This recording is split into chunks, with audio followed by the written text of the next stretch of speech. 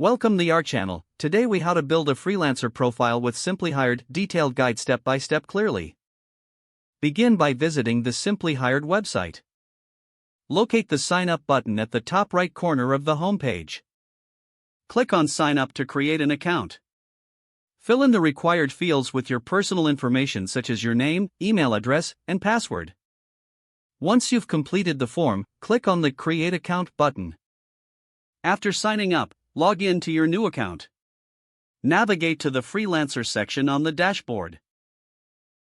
Click on Create Profile to start setting up your freelancer profile. Begin by choosing a professional photo that best represents you. Write a compelling headline that summarizes your skills and expertise.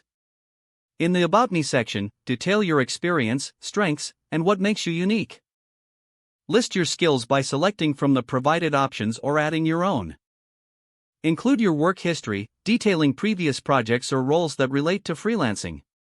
Set your desired hourly rate or project fee based on your experience and market standards.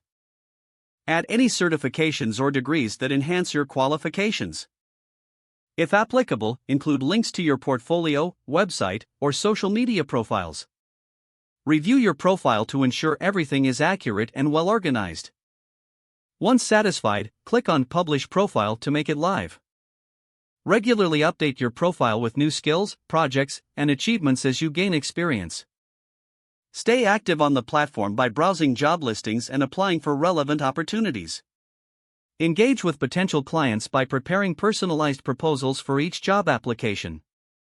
Consistency in updating your profile will help you stand out in a competitive marketplace. Be patient as you wait for responses and continue enhancing your skills. Keep an eye on your profile analytics to track views and applications. Adjust your profile based on feedback and market trends to increase your chances of success. If the page does not load, refresh the browser or try again in a private or incognito window. Make sure you are using the correct email address, then retype it carefully to avoid small typos. If your password is not accepted, use the reset option and create a new strong password you can remember. Don't forget to like this video and subscribe to our channel for more step-by-step tech guides.